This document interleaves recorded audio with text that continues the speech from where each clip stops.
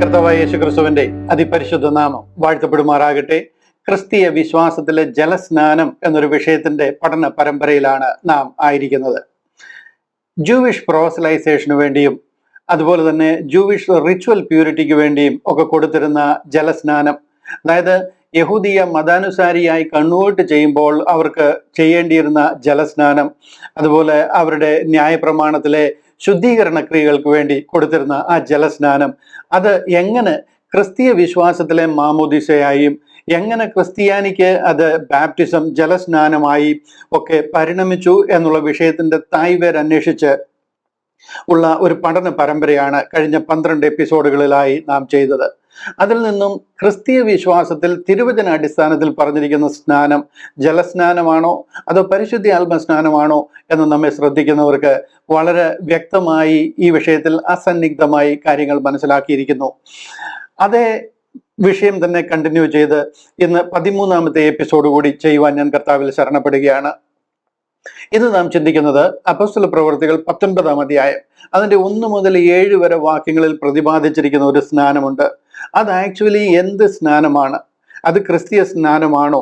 ഇന്ന് ക്രിസ്ത്യാനികൾ പ്രചരിപ്പിക്കും പോലെ അതൊരു ജലസ്നാനമാണോ എന്നുള്ള വിഷയമാണ് ഇന്ന് നാം ചിന്തിക്കുന്നത്.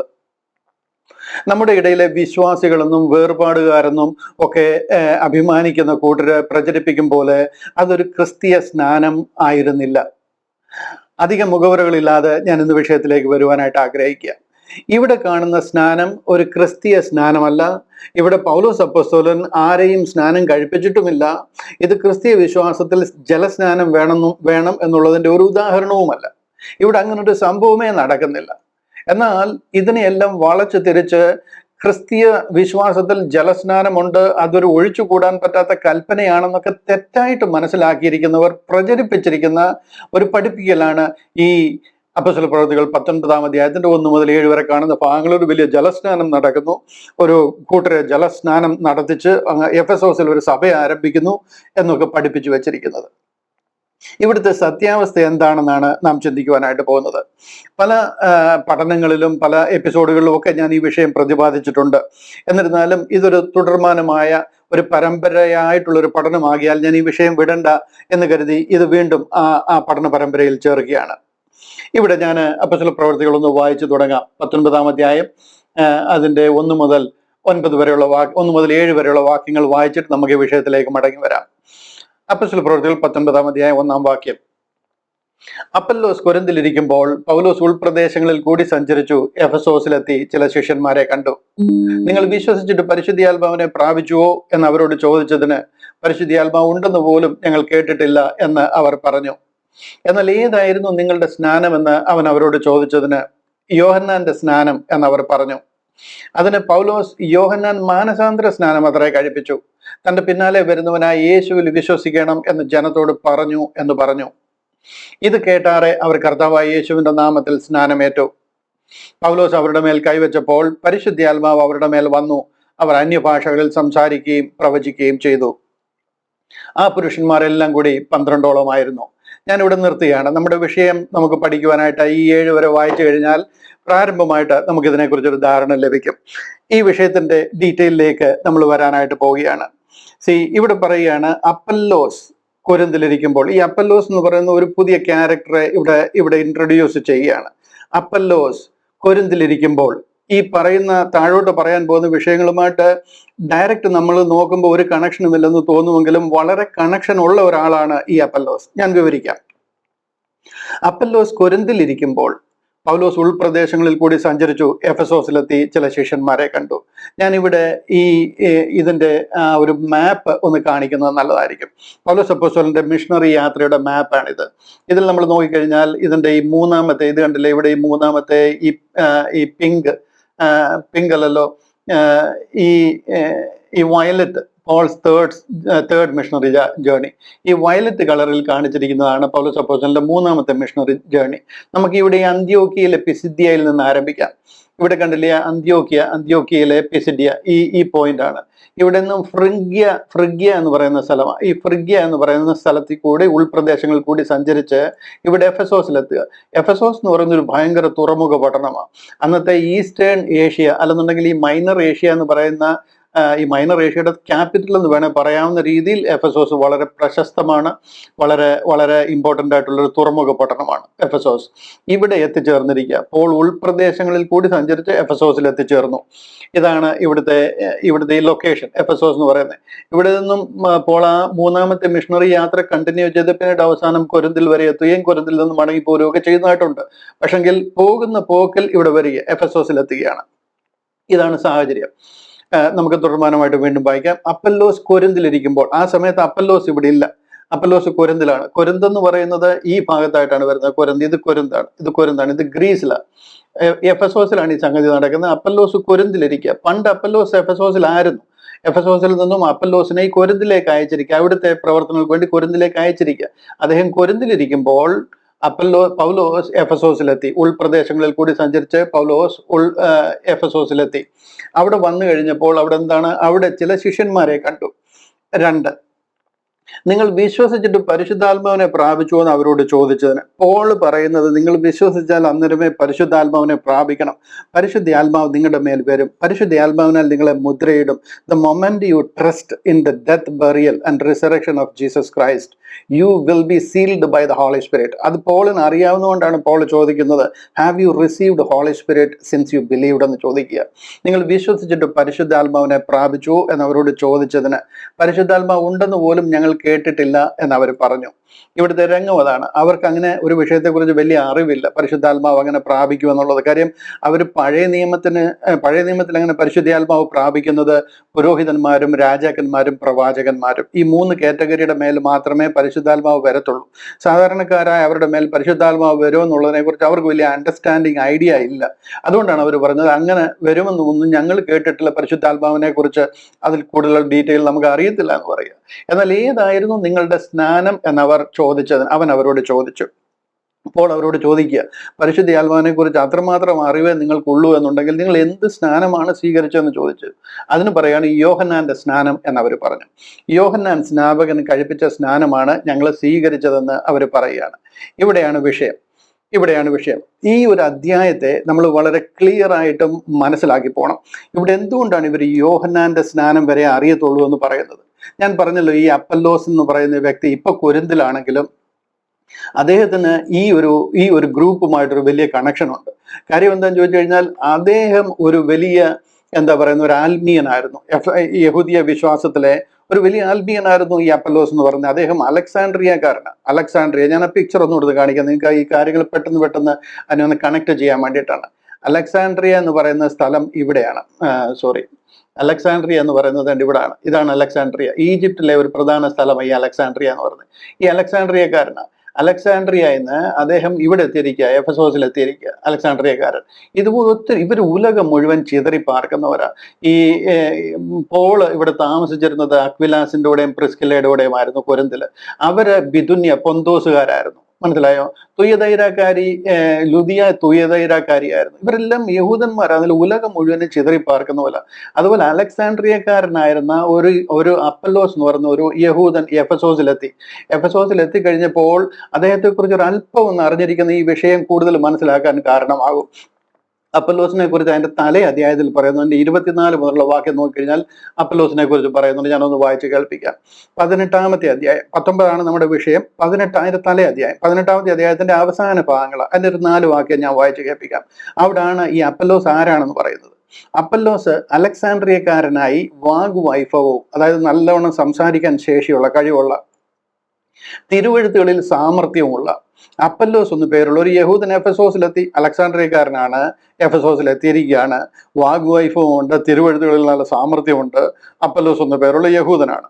ഇദ്ദേഹം ഇവിടെ വന്നു കഴിഞ്ഞപ്പോൾ അദ്ദേഹം ചുമ്മാതിരിക്കത്തില്ല. വന്നു കഴിഞ്ഞപ്പോൾ അദ്ദേഹത്തിന്റെ മാർഗം പ്രചരിപ്പിക്കുകയും അവരുടെ കൂട്ടുകാരെ ചേർത്തുകൊണ്ടുള്ള ഒരു വചന ധ്യാനവും പഠിപ്പിക്കുകയൊക്കെ ചെയ്യുന്ന റബിമാരുടെ കൂട്ട് അവർക്കുള്ള ഒരു ശീലമാണ്. അവൻ കർത്താവിന്റെ മാർഗത്തിൽ ഉപദേശം ലഭിച്ചവനായിരുന്നു. അതായത് മശിഹ വരുമെന്നും മശിഹയെ കുറിച്ചുള്ള ഉപദേശമൊക്കെ ലഭിച്ചിരുന്നതാണ്. ഇവരെല്ലാവരും തന്നെ ആ ഉപദേശം ലഭിച്ചിരുന്നവരാ, അതിനുവേണ്ടി കാത്തിരുന്നവരാ. പക്ഷെങ്കിൽ യോഹന്നാന്റെ സ്നാനത്തെക്കുറിച്ച് മാത്രം അറിഞ്ഞിരുന്നു. ഇദ്ദേഹത്തിനും യോഹന്നാൻ സ്നാപകൻ നടത്തിയ സ്നാനം വരെ അറിയത്തുള്ളൂ. എങ്കിലും ആത്മാവിൽ എരിവുള്ളവനാകിയാൽ അവൻ യേശുവിന്റെ വസ്തുത സൂക്ഷ്മമായി പ്രസ്താവിക്കുകയും ഉപദേശിക്കുകയും ചെയ്തു. യോഹന്നാൻ സ്നാപകൻ കഴിപ്പിച്ച സ്നാനം വരെ അറിയാം, യേശു ക്രിസ്തു ലോകത്തിൽ വന്ന വിവരം വരെ അറിയാം. അതിനുശേഷം നടന്ന കാര്യങ്ങളെക്കുറിച്ച് വലിയ വ്യക്തതയില്ല. കാര്യം അന്ന് ഇന്റർനെറ്റോ ഇതുപോലുള്ള എന്താ പറയുന്നത് ഇൻസ്റ്റഗ്രാമോ ഫേസ്ബുക്കോ വാട്സാപ്പോ ഒന്നും ഉള്ള സമയമല്ല. ഓരോ കാര്യങ്ങളും പ്രചരിക്കണമെന്നുണ്ടെങ്കിൽ മാസങ്ങളും വർഷങ്ങളും എടുക്കും. അതിനെക്കുറിച്ചുള്ള അപ്ഡേറ്റ് അതിനുശേഷം അവർക്ക് ലഭിച്ചിട്ടില്ല. അദ്ദേഹത്തിന് അറിയാവുന്നത്, ഇത് ഞാൻ പറയുന്ന വിഷയമല്ല, ദൈവവചനം പറയുക, തിരുവചനം പറയുക. ഞാൻ എന്തെങ്കിലും ഊഹിച്ചെടുത്ത് പറയുകയല്ല, വളരെ വ്യക്തമായിട്ട് തിരുവചനം എഴുതിയിരിക്കുന്ന കാര്യം ഞാൻ വായിക്കുക ചെയ്യുന്നു. യോഹന്നാന്റെ സ്നാനത്തെക്കുറിച്ച് മാത്രം അറിഞ്ഞിരുന്നു, എങ്കിലും ആത്മാവിൽ എരിവുള്ളവനാകി അവൻ യേശുവിന്റെ വസ്തുത സൂക്ഷ്മമായി പ്രസ്താവിക്കുകയും ഉപദേശിക്കുകയും ചെയ്തിരുന്നു. ഇതാണ് അപ്പല്ലോസ്. അവൻ പള്ളിയിൽ പ്രാഗൽഭ്യത്തോട് പ്രസംഗിച്ചു തുടങ്ങി. അങ്ങനെ എഫെസോസിലെ പള്ളിയിൽ അവരുടെ സുനഗോഗിൽ പ്രസംഗിക്കുമ്പോൾ അക്വിലാസും പ്രിസ്കില്ലയും അവന്റെ പ്രസംഗം കേട്ടാറ്. ഇതാ പൗലോസ് അപ്പോസ്തലന്റെ റൂംമേറ്റ്സാ. പൗലോസ് അപ്പോസ്തലൻ തിരിച്ച് യെരുശലേമിലേക്ക് പോയപ്പോൾ ഇവരെ ഈ എഫെസോസിൽ വിട്ടിട്ടാ പോയത്. പോൾ ഒരു മീറ്റിംഗ് അറ്റൻഡ് ചെയ്തു. അതിനുശേഷം ദൈവം അനുവദിച്ചാൽ ഞാൻ വീണ്ടും തിരിച്ചു വരാമെന്ന് പറഞ്ഞ് യെരുശലേമിലേക്ക് കാശ് കൊടുക്കാനായിട്ട് പോയേക്കുക. ആ സമയത്ത് അക്വിലാസിനെയും പ്രിസ്കില്ലയെയും ഇവിടെ വിട്ടിട്ട്, ഈ എഫെസോസിൽ വിട്ടിട്ട് പോയേക്കുക. അവരുടെ വീട്ടിലൊരു കൂട്ടായ്മ വരെ ആരംഭിച്ചിട്ടുണ്ട്, ഈ കർത്താവിന്റെ വചനം എന്താണെന്ന് പഠിപ്പിക്കാൻ. യഹൂദന്മാരാകിയാൽ അവർ യഹൂദന്മാരുടെ പള്ളിയിൽ പോകും, അവരോട് വേണം ഈ കാര്യങ്ങൾ പറയാനായിട്ട്. അതുപോലെ തന്നെ അനേകരെ പെട്ടെന്ന് ഈ വിശ്വാസത്തിലേക്ക് കൊണ്ടുവരണമെന്നുണ്ടെങ്കിൽ ഈ കാര്യങ്ങളുടെ ബാക്ക്ഗ്രൗണ്ട് അറിയാവുന്നവരോട് പറയണം. അങ്ങനെ അവരെ ആ പള്ളിയിൽ ഇരിക്കുമ്പോൾ ഈ അപ്പല്ലോസിന്റെ പ്രസംഗം കേട്ടാറെ അവനെ ചേർത്തുകൊണ്ട് ദൈവത്തിന്റെ മാർഗം അധികം സ്പഷ്ടമായി അവന് തെളിയിച്ചു കൊടുത്തു. കേട്ട കൈയോട് ഇവന് ആത്മാവിൽ എരിവുള്ളവനാണ്, കാര്യം പറഞ്ഞാൽ മനസ്സിലാകുമെന്ന് അവർക്ക് വ്യക്തമായതുകൊണ്ട് അവനെ ചേർത്തുകൊണ്ട് അവനെ കൂട്ടി അവനെ കൊണ്ട് വീട്ടിൽ പോയി കാണും, അല്ലെങ്കിൽ അവന് കാര്യങ്ങൾ പറഞ്ഞു കൊടുത്തു. അവൻ കർത്താവിന്റെ മാർഗത്തിൽ ഉപദേശം ലഭിച്ചവനായിരുന്നു. യോഹന്നാന്റെ സ്നാനത്തെക്കുറിച്ച് മാത്രം അറിഞ്ഞിരുന്നു. 25-ാമത്തെ വാക്യം, 26-ാമത്തെ വാക്യം. അവൻ പള്ളിയിൽ പ്രാഗൽഭ്യത്തോട് പ്രസംഗിച്ചു തുടങ്ങി. അക്വിലാസും പ്രിസ്കില്ലയും അവന്റെ പ്രസംഗം കേട്ടാറെ അവനെ ചേർത്തുകൊണ്ട് ദൈവത്തിന്റെ മാർഗം അധികം സ്പഷ്ടമായി അവന് തെളിയിച്ചു കൊടുത്തപ്പോൾ no I don't believe this എന്നല്ല പറഞ്ഞത്. അവൻ അക്കായിലേക്ക് പോകുവാൻ ഇച്ഛിച്ചപ്പോൾ സഹോദരന്മാർ അവനെ ഉത്സാഹിപ്പിക്കുകയും അവനെ കൈക്കൊള്ളേണ്ടതിന് ശിഷ്യന്മാർക്ക് എഴുതുകയും ചെയ്തു. ഈ കാര്യം അവന് വ്യക്തമായിട്ട് തെളിയിച്ചു കൊടുത്തപ്പോൾ അവന് വചനത്തിൽ പരിജ്ഞാനം ഉള്ളവനായിരുന്നെങ്കിലും ആത്മാവിൽ എരിവുള്ളവനായിരുന്നുകൊണ്ട് സത്യം കേട്ടപ്പോൾ അവനത് ഉൾക്കൊള്ളുവാൻ കഴിഞ്ഞു. ഇന്ന് നമ്മുടെ ആൾക്കാരോട് നമ്മൾ ഇത് തെളിയിച്ചു കൊടുത്തു കഴിഞ്ഞാൽ അവർ പുറംകാലം കൊണ്ട് തട്ടിക്കളയും, അവർ ഉൾക്കൊള്ളത്തില്ല. കാര്യം അവർക്ക് പാരമ്പര്യമാണ് മുഖ്യം, ദൈവവചനമോ ദൈവിക വിശ്വാസമോ അല്ല. പാരമ്പര്യം, പിതാക്കന്മാർ നമ്മളെ എന്ത് പഠിപ്പിച്ചു അതിൽ നിൽക്കുക എന്നുള്ളതല്ലാതെ തിരുവചനം സ്പഷ്ടമായിട്ട് തെളിയിച്ചു കൊടുത്താലും വിശ്വസിക്കത്തില്ല. ഇവിടെ അപ്പല്ലോസ് ഈ വിഷയം അവർക്ക് മനസ്സിലാക്കി കൊടുത്ത് ചേർത്ത് ദൈവത്തിന്റെ മാർഗം അധികം സ്പഷ്ടമായിട്ട് അവന് തെളിയിച്ചു കൊടുത്തു. അങ്ങനെ അവൻ വിശ്വസിക്കുവാനിടയായി. അവൻ അക്കായിലേക്ക് പോകുവാൻ ഇച്ഛിച്ചപ്പോൾ, അതായത് എഫെസോസിൽ നിന്നും കൊരിന്തിലേക്ക് പോകാൻ അവൻ ഇച്ഛിച്ചപ്പോൾ സഹോദരന്മാർ, അതായത് ഇവിടെ പ്രിസ്കില്ലയുടെ കൂടെയും അക്വിലാസിന്റെ കൂടെയുള്ള സഹോദരന്മാർ അവനെ ഉത്സാഹിപ്പിക്കുകയും അവനെ കൈക്കൊള്ളേണ്ടതിന് ശിഷ്യന്മാർക്ക് എഴുതുകയും ചെയ്തു. കാര്യം അവർ വന്നിരിക്കുന്നത് അക്കായയിൽ നിന്നാണ്. ഇവിടെ വന്നേക്കുന്നത് അവരുടെ ഗ്രൂപ്പും അവരുടെ ആരാധനയും അവരുടെ ശിഷ്യന്മാരും എല്ലാം അവിടെ ഉണ്ട്. അവർക്ക് എഴുത്തു കൊടുത്തു വിട്ടു. അവിടെ എത്തിയാറെ അവൻ ദൈവകൃപയാൽ വിശ്വസിച്ചവർക്ക് വളരെ പ്രയോജനമായി തീർന്നു. നിങ്ങൾക്ക് ഇതൊക്കെ ഗ്രഹിക്കാൻ കഴിയുന്നുണ്ട് എന്ന് ഞാൻ മനസ്സിലാക്കുന്നു. വളരെ സിമ്പിൾ ലോജിക്, സ്ട്രെയിറ്റ് ഫോർവേഡ് കാര്യങ്ങളാണ് ഞാൻ ഈ പറയുന്നത്. ഇവിടെ ഒരു റോക്കറ്റ് സയൻസിന്റെയും ആവശ്യമില്ല, വളരെ സിമ്പിൾ ആയിട്ട് പറഞ്ഞിരിക്കുന്ന കാര്യങ്ങളാണ്. ഇങ്ങനെ അപ്പല്ലോസ് കൊരിന്തിലിരിക്കുമ്പോൾ, അങ്ങനെ അപ്പല്ലോസ് ഇവരെ വിട്ടിട്ട് കൊരിന്തിലേക്ക് പോയപ്പോൾ ഈ 12 ശിഷ്യന്മാർ ഇവിടെ എഫെസോസിലുണ്ട്. ആ ശിഷ്യന്മാരെ പോള് കാണുകയാണ്. പോള് ഇവിടെ 19-ാമത്തെ അധ്യായത്തിൽ ഉൾപ്രദേശങ്ങളിൽ കൂടെ സഞ്ചരിച്ച് എഫെസോസിൽ എത്തിക്കഴിയുമ്പോൾ ഈ കാണുന്ന 12 പേരെന്ന് പറയുന്നത് അപ്പല്ലോസിന്റെ ശിഷ്യന്മാരായിരുന്നു. അപ്പല്ലോസിന് യോഹന്നാന്റെ സ്നാനം വരെ അറിയത്തുള്ളൂ. യഥാ ഗുരു തഥാ ശിഷ്യൻ എന്ന് പറഞ്ഞ മാതിരി അദ്ദേഹത്തിന് അറിയാവുന്നത് യോഹന്നാന്റെ സ്നാനം വരെയാണ്. അതുകൊണ്ട് ശിഷ്യന്മാർക്കും അതിനപ്പുറം അറിയത്തില്ല. അവരും യോഹന്നാന്റെ സ്നാനം വരെ സ്വീകരിച്ചിട്ടുള്ളൂ. അതാണ് ഇവിടെ പറയുന്ന കാര്യം. ഇവിടെ പറയുന്നത് പോൾ ചോദിക്കുകയാണ്, നിങ്ങൾ വിശ്വസിച്ചിട്ട് പരിശുദ്ധാത്മാവിനെ പ്രാപിച്ചുവോ എന്ന് അവരോട് ചോദിച്ചതിന് പരിശുദ്ധാത്മാവ് ഉണ്ടെന്ന് പോലും ഞങ്ങൾ കേട്ടിട്ടില്ല എന്ന് അവർ പറഞ്ഞു. അതിന്റെ അർത്ഥം പരിശുദ്ധാത്മാവ് ഞങ്ങളുടെ മേൽ വരുമെന്നുള്ളതൊന്നും ഞങ്ങൾക്ക് അറിയത്തില്ല. ഇതിന് ശേഷം നടന്ന കാര്യങ്ങൾ, കർത്താവിന്റെ മരണവും കർത്താവിന്റെ ഉയർപ്പും, മൂന്നാം നാൾ സ്വർഗാരോഹണം ചെയ്തതും 50-ാമത്തെ നാൾ പരിശുദ്ധാത്മാഭിഷേകം ഉണ്ടായതും, അടുത്ത 1 വർഷം അവിടെ നടന്ന ശുശ്രൂഷകളും, അതിനുശേഷം കർത്താവ് പൗലോസിനെ വിളിക്കുന്നതും പൗലോസിൽ കൂടി മറഞ്ഞിരുന്ന മർമ്മങ്ങൾ വെളിപ്പെടുത്തുന്നതും, തന്നെ പരിശുദ്ധാത്മാവിനാൽ ദൈവവേലയ്ക്ക് വേണ്ടി വേർതിരിച്ച് സ്വർഗത്തിൽ മറഞ്ഞിരുന്ന സ്വർഗീയ മർമ്മം വെളിപ്പെടുത്തുന്നൊന്നും വിഷയം ഈ അപ്പല്ലോസിന് അറിയത്തില്ല. അപ്പല്ലോസിന് അത് അറിയാത്തത് കൊണ്ട് തന്നെ അപ്പല്ലോസിന്റെ ശിഷ്യന്മാർക്കും അത് അറിയത്തില്ല. അതുകൊണ്ട് തന്നെ അവർക്ക് പരിശുദ്ധാത്മാവുള്ള സ്നാനത്തെക്കുറിച്ചൊന്നും അവർ കേട്ടിട്ടില്ല. നിങ്ങൾ വിശ്വസിച്ചിട്ട് പരിശുദ്ധാത്മാവിനെ പ്രാപിച്ചു എന്ന് ചോദിച്ചതിന് പരിശുദ്ധാത്മാവ് ഉണ്ടെന്ന് പോലും ഞങ്ങൾ കേട്ടിട്ടില്ല എന്ന് പറഞ്ഞു. അപ്പോഴാണ് പോൾ ചോദിക്കുന്നത്, എന്നാൽ ഏതായിരുന്നു നിങ്ങളുടെ സ്നാനം? അതിന് എന്ന് അവൻ അവരോട് ചോദിച്ചതിന് യോഹന്നാന്റെ സ്നാനം എന്ന് പറഞ്ഞു. ഒബ്വിയസ്ലി ഇപ്പൊ വളരെ ക്ലിയർ എന്തുകൊണ്ടാണ് ഇവർ യോഹന്നാന്റെ സ്നാനം സ്വീകരിച്ചത്. കാര്യം ഇവരെ പഠിപ്പിച്ച ആള് അപ്പല്ലോസാണ്. അപ്പല്ലോസിന് യോഹന്നാന്റെ സ്നാനം വരെ അറിയത്തുള്ളായിരുന്നു. അതുകൊണ്ട് ഇവർക്കും അത്രേ അറിയത്തുള്ളൂ. ഇതാണ് സാഹചര്യം. ഇവിടെ ഈ വിഷയത്തെ പാരമ്പര്യത്തിന്റെ പിൻബലത്തോട്, അതായത് ജലസ്നാനം ക്രിസ്തീയ വിശ്വാസത്തിന് അനിവാര്യമെന്ന നിലപാടോട് ഈ ഭാഗം വായിക്കുന്നവർക്ക് ഇത് വലിയ ഉത്തേജനമാണ്. അവര് 12 പേരെ പോൾ സ്നാനപ്പെടുത്തി എഫെസോസിലെ സഭ ആരംഭിച്ചു എന്നൊക്കെ വലിയ ചാടി മറിഞ്ഞു കിടന്ന് പ്രസംഗിച്ച് ഇതിൽ ഉറപ്പിക്കുന്നത് കാണുന്നത് ഞാൻ കണ്ടിട്ടുണ്ട്, ഞാൻ മനസ്സിലാക്കിയിട്ടുണ്ട്, ഞാൻ കണ്ടിട്ടുണ്ട്. അവർക്ക് ഭയങ്കര ഉത്തേജനം കൊടുക്കും ഈ ഒരു ഭാഗമൊക്കെ വായിക്കുമ്പോഴത്തേന്. പിന്നെ കണ്ണും കാണത്തില്ല, ഒരു കടയും കാണത്തില്ല എന്തായി എഴുതിയിരിക്കുന്നതാണ്. ഇവിടെ ശരിക്കും കൃപയിൽ ആശ്രയിച്ച്, കൃപയാൽ വിശ്വാസം മൂലം കർത്താവിന്റെ ക്രൂശിലൂടെ തുറന്ന രക്ഷാ പദ്ധതിയെ ആഴമായിട്ട് മനസ്സിലാക്കിയിരിക്കുന്ന, ആ ക്രൂശിനെ മാനിക്കുന്ന ഒരാൾക്ക് ഇവിടെ ആക്ച്വലി എന്താണ് നടന്നതെന്ന് വ്യക്തമായിട്ട് മനസ്സിലാക്കാൻ കഴിയും. ഞാൻ ഇതിന്റെ അടുത്ത 2 വാക്യങ്ങൾ കൂടെ വായിച്ചിട്ട് ഇതിനെ ക്ലിയർ ചെയ്തു തരാം. 4-ാമത്തെ വാക്യത്തിൽ പറയുക, അതിന് പൗലോസ്, യോഹന്നാൻ മാനസാന്തര സ്നാനം അത്രേ കഴിപ്പിച്ചത്. അവരോട് ചോദിച്ചു, നിങ്ങൾ ഏത് സ്നാനമാണ് കഴിച്ചതെന്ന് ചോദിച്ചു. അതിനവർ പറഞ്ഞു, ഞങ്ങൾ യോഹന്നാൻ സ്നാപകന്റെ സ്നാനമാണ്. അതിന് യോഹന്നാൻ സ്നാപകൻ എന്ത് സ്നാനമാണ് കഴിപ്പിച്ചതെന്ന് പോൾ അവർക്ക് പറഞ്ഞു കൊടുക്കുക. അതിന് പൗലോസ്, യോഹന്നാൻ മാനസാന്തര സ്നാനം അത്രേ കഴിപ്പിച്ചത്. തൻ്റെ പിന്നാലെ വരുന്നവനായ യേശുവിൽ വിശ്വസിക്കണമെന്ന് ജനത്തോട് പറഞ്ഞു. ആര് പറഞ്ഞു? യോഹന്നാൻ പറഞ്ഞു. ഏത് ജനത്തോട് പറഞ്ഞു? യോഹന്നാന്റെ കൈക്കീഴിൽ സ്നാനമേൽക്കാൻ യോർദാനിൽ ഇറങ്ങി വന്നിരിക്കുന്ന ജനത്തോട് പറഞ്ഞു. ഹല്ലേലൂയ. ഇതുവരെ ഒരു സംശയവുമില്ല, അത് വളരെ ക്ലിയറാണ്. 3-ാമത്തെ വാക്യം, എന്നാൽ ഏതായിരുന്നു നിങ്ങളുടെ സ്നാനമെന്ന് അവൻ അവരോട് ചോദിച്ചതിന് യോഹന്നാന്റെ സ്നാനമെന്ന് അവർ പറഞ്ഞു. അതിന് പൗലോസ്, യോഹന്നാൻ മാനസാന്തര സ്നാനം അത്രേ കഴിപ്പിച്ചത്. തൻ്റെ പിന്നാലെ വരുന്നവനായി യേശുവിൽ വിശ്വസിക്കണം. അതാരുടെ പിന്നാലെയാ? യോഹന്നാന്റെ പിന്നാലെ ഒരാൾ വരുന്നു എന്ന് പറയാനാ യോഹന്നാൻ വന്നത്. അവന്റെ ചെരുപ്പിന്റെ വാറഴിപ്പാൻ ഞാൻ യോഗ്യനല്ല, അവനിൽ വിശ്വസിക്കുന്നവന് നിത്യജീവനുണ്ട്, അവൻ ദൈവപുത്രനാണെന്ന് പറയാനാണ് യോഹന്നാൻ വന്നിരിക്കുന്നത്. അതുകൊണ്ട് യോഹന്നാൻ പറയാണ്, തൻ്റെ പിന്നാലെ വരുന്നവനായി യേശുവിൽ വിശ്വസിക്കണം. ആര് വിശ്വസിക്കണം? യോഹന്നാന്റെ പ്രസംഗം കേൾക്കുന്നവർ വിശ്വസിക്കണമെന്ന് ജനത്തോട് പറഞ്ഞു എന്ന് പറഞ്ഞു. അടുത്ത വാക്യം, ഇത് കേട്ടാറെ അവർ കർത്താവായ യേശുവിന്റെ നാമത്തിൽ സ്നാനമേറ്റു. ലോജിക്കലി നിങ്ങൾ ചിന്തിച്ചു നോക്ക്. ഇത് കേട്ടാറെ, ഏത് കേട്ടാറെ? യോഹന്നാൻ ജനത്തോട് പറയുന്നത് കേട്ടാറെ. യോഹന്നാൻ ജനത്തിനോട് പറയുക, തൻ്റെ പിന്നാലെ വരുന്നവനായി യേശുവിൽ വിശ്വസിക്കണമെന്ന് യോഹന്നാൻ ജനത്തോട് പറഞ്ഞു. അത് കേട്ടാറെ അവർ യേശു ക്രിസ്തുവിന്റെ നാമത്തിൽ സ്നാനമേറ്റു. എന്തുകൊണ്ട് അവർ യേശു ക്രിസ്തുവിന്റെ നാമത്തിൽ സ്നാനമേറ്റ്? കാര്യം യോഹന്നാൻ പ്രസംഗിക്കുന്നത് യേശുവിനെ കാണിച്ചു കൊടുക്കാനാണ് യോഹന്നാനെ ദൈവം ലോകത്തിൽ അയച്ചിരിക്കുന്നത്. ആ ദൈവം അയച്ചിട്ട് ഒരു മനുഷ്യൻ ഉലകത്തിലേക്ക് വന്നിരിക്കുക. ഞാനോ കുറയണം, അവനോ വളരണം. യേശു ക്രിസ്തുവിനെ കാണിച്ചു കൊടുക്കാൻ ഞാൻ യോഹന്നാന്റെ സുവിശേഷത്തിൽ നിന്ന് ഒരു ഭാഗം ഒന്ന് വായിച്ചു കേൾപ്പിക്കാം. യോഹന്നാൻ 1-ാം അധ്യായം അതിന്റെ 29-ാം വാക്യം. ഈ ദൗത്യത്തിന് വേണ്ടിയിട്ടാണ് യോഹന്നാൻ വന്നിരിക്കുന്നത്. പിറ്റന്നാൾ യേശു തൻ്റെ അടുക്കൽ വരുന്നത് അവൻ കണ്ടിട്ട്, ആര് കണ്ടിട്ട്? യോഹന്നാൻ സ്നാപകൻ കണ്ടിട്ട്, ഇതാ ലോകത്തിന്റെ പാപത്തെ ചുമക്കുന്ന ദൈവത്തിന്റെ കുഞ്ഞാട്. ഇത് പറയാനാണ് യോഹന്നാനെ അയച്ചേക്കുന്നത്. ഇത് ഞാൻ മശിഹയാണ് ഈ വന്നിരിക്കുന്നതെന്ന് പറയാൻ. മശിഹ ലോകത്തിൽ വന്നിരിക്കുന്നത്, നിങ്ങൾ കാത്തിരിക്കുന്ന, നിങ്ങളെ പാപങ്ങൾക്ക് വേണ്ടി നിങ്ങളെ ഉദ്ധരിക്കാൻ ഒരു റിഡീമർ വരുമെന്നും ആ മശിഹ നിങ്ങളുടെ പാപത്തിൽ നിന്ന് നിങ്ങളെ വീണ്ടെടുക്കുമെന്ന് വിശ്വസിച്ചിരിക്കുന്ന ആ മശിഹയാണ് ഈ വന്നിരിക്കുന്നത്. ഇതാ ലോകത്തിന്റെ പാപത്തെ ചുമക്കുന്ന ദൈവത്തിന്റെ കുഞ്ഞാട്. യെശയ്യാ പ്രവാചകനൊക്കെ പ്രവചിച്ചിരിക്കുന്ന ആ കുഞ്ഞാട് ഇതാ വന്നിരിക്കുന്നു എന്ന് പറയുക, ചൂണ്ടിക്കാണിച്ചു കൊടുക്കുക.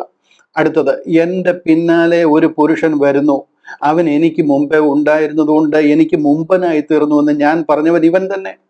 എൻ്റെ പിന്നാലെ ഒരുവൻ വരുന്നു, അവൻ എനിക്ക് മുമ്പനായിരുന്നു, എന്നിലും മുൻപേ ഉണ്ടായിരുന്നവൻ. അവൻ നിത്യനായ ദൈവത്തിന്റെ പുത്രനായ ക്രിസ്തുവ, അവൻ ഇവനാണ് എന്ന് യോഹന്നാൻ യേശു ക്രിസ്തുവിനെ ചൂണ്ടിക്കാണിച്ചുകൊണ്ട് പ്രസംഗിക്കുക. കാണിക്കാൻ കാര്യം എന്താണെന്ന് ചോദിച്ചു കഴിഞ്ഞാൽ, തലേ ദിവസം യോഹന്നാന്റെ കൈക്കീഴിൽ സ്നാനമേറ്റപ്പോൾ സ്വർഗത്തിൽ നിന്ന് അശരീരി യോഹന്നാൻ കേട്ടിരിക്കുക, ഇവനാകുന്നു ദൈവത്തിന്റെ പുത്രൻ, ഇവനിൽ ഞാൻ പ്രസാദിച്ചിരിക്കുന്നു. മനസ്സിലായോ? അത് കഴിഞ്ഞപ്പോൾ മുതൽ യോഹന്നാന്റെ ശുശ്രൂഷ മുഴുവൻ യേശു ക്രിസ്തുവിനെ ചൂണ്ടിക്കാണിക്കുക, അവനിൽ വിശ്വസിക്കുക, ഇവൻ ദൈവത്തിന്റെ പുത്രൻ, ഇവനിൽ വിശ്വസിക്കുന്നവന് നിത്യജീവനുണ്ട് എന്ന് യോഹന്നാൻ പ്രസംഗിക്കുക. അടുത്ത വാക്യം നോക്കിക്കുക, അവിടെ പറഞ്ഞു കണ്ടില്ലയോ, ഞാനോ അവനെ അറിഞ്ഞില്ല, ഇതിനു മുമ്പ് എനിക്ക് അറിയത്തില്ലായിരുന്നു.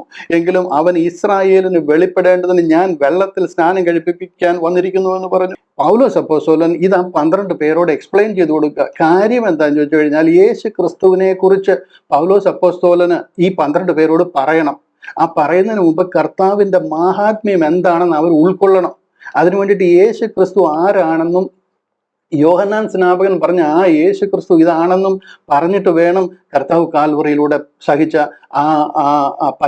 ആ പ്രായശ്ചിത്ത യാഗത്തെക്കുറിച്ചും നമ്മുടെ പാപങ്ങൾ മോചിച്ചതിനെ കുറിച്ചും അതിലെ വിശ്വാസത്താൽ നാം രക്ഷിക്കപ്പെടുന്നതിനെ കുറിച്ചും സ്വർഗത്തിൽ മറഞ്ഞിരുന്ന ആ സ്വർഗീയ മർമ്മം വെളിപ്പെട്ടതിനെ കുറിച്ചും ഒക്കെ പൗലോസ് അപ്പോസ്തലൻ ഇവർക്ക് പറഞ്ഞു കൊടുക്കുവാൻ. അതുകൊണ്ട് യേശു ക്രിസ്തുവിനെ അവർ ആരാണ് യേശു ക്രിസ്തു എന്നുള്ളതിനെ കുറിച്ച് പറയുവാൻ ഈ ഒരു ഭാഗം പറയുകയാണ്. യോഹന്നാൻ പ്രസംഗിച്ച ആള് ഇന്നാരായിരുന്നു എന്ന് പറഞ്ഞു കൊടുക്കുക.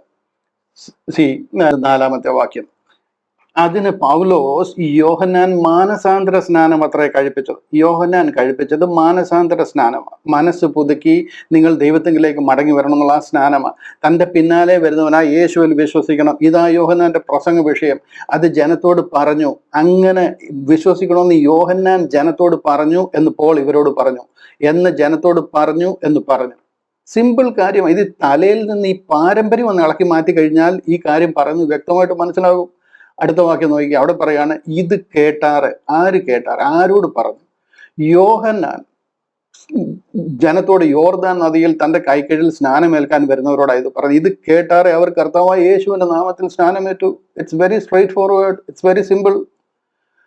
നമ്മുടെ ആൾക്കാരെ ഇത് കേട്ടാറെ അവർ സ്നാനമേറ്റു എന്നൊക്കെ പറയുമ്പോഴത്തേന് പോൾ ഇത് പറഞ്ഞപ്പോഴത്തേന് പോളിന്റെ കൈക്കീഴിൽ ഇവർ സ്നാനമേറ്റു എന്ന് വരുത്തി തീർത്തിരിക്കും. അതല്ല ഇവിടെ നടക്കുന്നത്. നിങ്ങൾ ഇതിനെ ഇമ വെട്ടാതെ, കണ്ടിന്യൂറ്റി കളയാതെ ആ 3, 4, 5 വാക്യങ്ങളൊന്ന് വായിച്ചു നോക്കണം. ആരോടായി പറയുന്നത്. ഹല്ലേലൂയ. ഞാൻ ഇതിനെ വളരെ റിസർച്ച് നടത്തി മനസ്സിലാക്കിയിട്ടുള്ള ഒരു ഭാഗമാണ്. ഞാൻ 1-2 പിക്ചറുകൾ കാണിക്കാം. ഞാൻ എഫെസോസിൽ ഈ വിഷയം പോയപ്പോൾ ഞാൻ ഈ വിഷയം വളരെ സ്പെസിഫിക് ആയിട്ട് എൻ്റെ റിസർച്ചിന്റെ ഭാഗമായിട്ട് ചെയ്തിട്ടുള്ള ഒരു പോർഷനാണ്. നിങ്ങളിപ്പോൾ ഈ കാണുന്ന ഈ വീഡിയോ എഫെസോസ് പട്ടണവും അതിൽ നടക്കുന്ന ഈ സംഭവം നടക്കുന്ന സ്ഥലത്തിന്റെ പശ്ചാത്തലവും ഒക്കെ ആയിട്ടാണ് ഈ വീഡിയോ നിങ്ങളിപ്പോൾ ഈ കണ്ടുകൊണ്ടിരിക്കുന്നത്. ഞാൻ എഫെസോസിലെ ഈ 19-ാം അധ്യായത്തിന്റെ സംഭവം നടക്കുന്ന പശ്ചാത്തലത്തിലാണ് ഞാൻ നിൽക്കുന്നത്. അതുപോലെ തന്നെ ഈ കാണുന്നത് അവരുടെ അഗോറയാണ്. അതായത് എഫെസോസിലെ അഗോറ, അവിടുത്തെ മാർക്കറ്റ് പ്ലേസ് എന്ന് പറയുന്നത്. ഇവിടാണ് എപ്പിക്കൂര്യരും സ്തോയിക്കരും ഒക്കെ ഗ്രീസിലുണ്ടായിരുന്ന പോലെ തന്നെ എഫെസോസിലും ഉണ്ടായിരുന്ന തത്വശാസ്ത്രജ്ഞന്മാരും ചിന്താഗതിക്കാരും ഒക്കെയുള്ള ഡിസ്കഷനും കാര്യങ്ങളും ഒക്കെ നടക്കുന്ന, പോളിനോടുള്ള ആർഗ്യുമെന്റ് ഒക്കെ നടക്കുന്ന അഗോറ ഇവിടെയായിരുന്നു, ഈ ഭാഗത്താണ്. അതുപോലെ തന്നെ അടുത്തതായിട്ട് നിങ്ങൾ ഈ കാണുന്നത് പോള് മൃഗയുദ്ധം ചെയ്യേണ്ടി വന്നു എന്ന് പറയുന്ന ഒരു സ്ഥലമാണ്. ഇത് എന്താ പറയുക, ഒരു ഓപ്പൺ സ്റ്റേഡിയം, ഒരു 10,000-ന് മേലെ ആൾക്കാർക്ക് ഇരിക്കാൻ പറ്റുന്ന സ്റ്റേഡിയമാണ്. മൃഗത്തിന് മുന്നിൽ ഇട്ടുകൊടുത്ത് താൻ യുദ്ധം ചെയ്ത സ്ഥലങ്ങൾ. എഫെസോസ് പട്ടണവും അതിന് ചുറ്റിപ്പറ്റിയും ഈ ഒരു വിഷയം നടന്നതിനെ കുറിച്ച് ഡീറ്റെയിൽ ഒരു റിസർച്ച് നടത്തി കാര്യങ്ങളെ മനസ്സിലാക്കിയത് കൊണ്ടാണ് ഞാൻ നിങ്ങൾക്ക് ഈ വിഷയം ഇങ്ങനെ പറഞ്ഞു തരുന്നത്. മനസ്സിലാക്കുവാൻ താല്പര്യമുള്ളവർക്ക് വിശ്വസിക്കാം. ഇല്ല, ഞാൻ പറഞ്ഞിട്ടുണ്ടല്ലോ, ഇതിനെ എത്ര മനസ്സിലാക്കിയെന്ന് പറഞ്ഞു കഴിഞ്ഞാലും ഇത് വിശ്വസിക്കാൻ താല്പര്യമില്ല. ഞങ്ങൾ പാരമ്പര്യത്തിൽ നിൽക്കുമെന്ന് പറയുന്നവർക്ക് പൊന്നുകൊണ്ട് പുളിശ്ശേരി ഉണ്ടാക്കി കൊടുത്തെന്ന് പറഞ്ഞു കഴിഞ്ഞാൽ അവർക്ക് ഇതൊന്നും മനസ്സിലാകത്തില്ല. കാര്യം അവർക്കെല്ലാം ദൈവവചനത്തിൽ എന്തു പറഞ്ഞു എന്നുള്ളതിനേക്കാൾ പാരമ്പര്യത്തിലാണ് കൂടുതൽ താല്പര്യം. അത് കാരണം ഇത് ഇവർക്ക് മനസ്സിലാകത്തില്ല. അതിപ്പം നമ്മുടെ കുഴപ്പമാണ്. ജോൺ ദ ബാപ്റ്റിസ്റ്റിന്റെ റോൾ എന്ന് പറയുന്നത് pointing people to Jesus Christ, affirming his identity as Messiah the son of God. അതാണ് യോഹന്നാൻ സ്നാപകന്റെ ശുശ്രൂഷയുടെ ദൗത്യം എന്ന് പറയുന്നത്.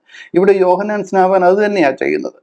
യേശു തന്നെ വരുവാനുള്ള ദൈവത്തിന്റെ പുത്രനായ ക്രിസ്തു എന്ന് ജനത്തിന് ചൂണ്ടിക്കാണിച്ചു കൊടുക്കുക. ആ ഒരു ദൗത്യമാണ് യോഹന്നാൻ ചെയ്യുന്നത്. അത് കാരണം അവർ യേശു ക്രിസ്തുവിൽ വിശ്വസിച്ച് യേശു ക്രിസ്തുവിന്റെ പേരിൽ സ്നാനം സ്വീകരിക്കുക. അതുകൊണ്ട് നിങ്ങൾ സ്വീകരിച്ച സ്നാനം, പോൾ ഇവിടെ പറയുക അവരോട്, നിങ്ങൾ സ്വീകരിച്ച സ്നാനം യേശു തന്നെ ക്രിസ്തു എന്ന് വിശ്വസിക്കുന്ന സ്നാനമാണ്. യേശുവാണ് ക്രിസ്തു എന്ന് വിശ്വസിക്കണം. ആ സ്നാനമാണ് നിങ്ങൾ സ്വീകരിച്ചത്. എന്നാൽ അതിലല്ല ഈ കാലഘട്ടത്തിലെ രക്ഷ. നിങ്ങൾ പരിശുദ്ധാത്മാവിനാൽ സ്നാനമേറ്റ് യേശു ക്രിസ്തുവിനോട് ചേരുന്ന ഒരു കാലഘട്ടമായത്. പരിശുദ്ധാത്മാവ് നമ്മളെ സ്നാനപ്പെടുത്തി യേശു ക്രിസ്തുവിനോട് ചേർക്കുക. വിശ്വസിക്കുന്നവർക്ക് നിങ്ങൾ ഓരോരുത്തരും യേശു ക്രിസ്തുവിൽ വിശ്വസിച്ച് പരിശുദ്ധാത്മാവിനാൽ സ്നാനമേറ്റ് യേശു ക്രിസ്തുവിനോട് ചേരുവാൻ, അവന്റെ മരണത്തിൽ പങ്കാളിയായി തീരുവാൻ സ്നാനമേൽക്കുന്ന ഒരു കാലഘട്ടത്തിലാണ് നിങ്ങൾ ആയിരിക്കുന്നതെന്ന് പോൾ അവർക്ക് പറഞ്ഞു കൊടുത്തു കഴിഞ്ഞപ്പോൾ അവർ ആ വിഷയം മനസ്സിലാക്കുവാനായിട്ടിടയായി. അത് കഴിഞ്ഞപ്പോൾ പോൾ അവരുടെ മേൽ കൈവെക്കുക. 6-ാമത്തെ വാക്യം പറഞ്ഞാട്ടോ. ഇവിടാണ് പോളിന്റെ ആക്ഷൻ ആക്ച്വലി ആരംഭിക്കുന്നത്. വന്ന് തങ്ങൾ അവരോട് ചോദിക്കുക, നിങ്ങൾ സ്നാനപ്പെട്ടു എന്ന് ചോദിച്ചു കഴിഞ്ഞിട്ട് തന്റെ ആക്ഷൻ ആക്ച്വലി ആരംഭിക്കുന്ന ഇവിടെ. പൗലോസ് അവരുടെ മേൽ കൈവച്ചു. പരിശുദ്ധാത്മാവ് അവരുടെ മേൽ വന്ന് അവർ അന്യഭാഷകൾ സംസാരിക്കുകയും പ്രവചിക്കുകയും ചെയ്തു. എന്തിനാ പൗലോസ് അവരുടെ മേൽ കൈവച്ചത് എന്ന് ഒരു പക്ഷെങ്കിൽ നമുക്ക് സംശയം ഉണ്ടായേക്കാം. കാര്യം എന്താണെന്ന് ചോദിച്ചു കഴിഞ്ഞാൽ, ദൈവം പോളിനെ ഈ ഏഷ്യ മൈനർ എന്ന് പറയുന്ന ജാതീയ ദേശത്തേക്ക് അയച്ചിരിക്കുക. എഫെസോസ് കേന്ദ്രമാക്കി താൻ അവിടെ ഒരു 2.5 വർഷം തുറന്നോസിന്റെ പാഠശാല എന്നൊരു ഭയങ്കര ബൈബിൾ സ്കൂൾ ഇട്ട് അവരെ സുവിശേഷം പഠിപ്പിക്കുകയും അതിനുശേഷം ഈ ആസിയ മുഴുവനും സുവിശേഷം പ്രസംഗിക്കുകയും ചെയ്ത് അനേക സഭകൾ ആരംഭിച്ച് അനേക ആയിരങ്ങൾ കർത്താവിലേക്ക് വരിക. പോളിന്റെ ഒരു അപ്പസ്തോലിക അധികാരം അവർക്കും ആ ദേശത്ത് കൂടി വരാൻ പോകുന്നവർക്കും മനസ്സിലാകണം. അതുകൊണ്ട് പോളിനോട് ദൈവം പറയുക, അവരുടെ മേൽ കൈവെക്കാൻ പറയുക. ആ 12 പേരുടെ മേൽ പോൾ കൈവച്ചു. പൗലോസ് അവരുടെ മേൽ കൈവച്ചപ്പോൾ പരിശുദ്ധാത്മാവ് അവരുടെ മേൽ വന്നു. ദൈവം അയച്ചിട്ടാണ് പോൾ ഇവിടെ വന്നിരിക്കുന്നത് എന്നുള്ള ആ അപ്പോസ്തോലിക അധികാരം ഉറപ്പിക്കുവാൻ. കാര്യം പോളിന് പല കാര്യങ്ങൾ അവിടെ ചെയ്യാനുണ്ട്. ഇവരെല്ലാം കൂടെ കയറി 12 അപ്പോസ്തലന്മാർ അവിടെ ഉണ്ട്, അവർ പറഞ്ഞതാണ് നമ്മൾ വിശ്വസിക്കേണ്ടതെന്നുള്ള നിലയിലോട്ട് പോയി കഴിഞ്ഞാൽ പോൾ പറയുന്നതിന് പിന്നെ ഒരു കാമ്പും കഴമ്പും ഉണ്ടാകത്തില്ല. ആ അപ്പോസ്തോലിക അധികാരം അവർക്ക് മനസ്സിലാകാൻ വേണ്ടിയിട്ട് പോളിനോട് ദൈവം പറയുക അവരുടെ മേൽ കൈവെക്കാൻ. പരിശുദ്ധാത്മാവ് അവരുടെ മേൽ വന്നു. അവർ അന്യഭാഷകൾ സംസാരിക്കുകയും പ്രവചിക്കുകയും ചെയ്തു. അവർ അന്യഭാഷകളിൽ എന്താ സംസാരിക്കുന്നത്? ആ അന്യഭാഷകൾ സംസാരിക്കുന്ന സ്വർഗീയ മർമ്മങ്ങൾ അവർ ദൈവത്തോട് സംസാരിക്കുക. അവർ സംസാരിക്കാൻ തുടങ്ങിയപ്പോൾ അവർക്ക് മനസ്സിലായി ഇതാണ് സത്യമെന്നുള്ളത്. അവർ 12 പേരായിരുന്നു. ആ പുരുഷന്മാരിൽ അവിടെ 12 പേരായിരുന്നു. ഇതാണ് അവിടുത്തെ സാഹചര്യം, ഇതാണ് അവിടുത്തെ സന്ദർഭം. ഇവിടെ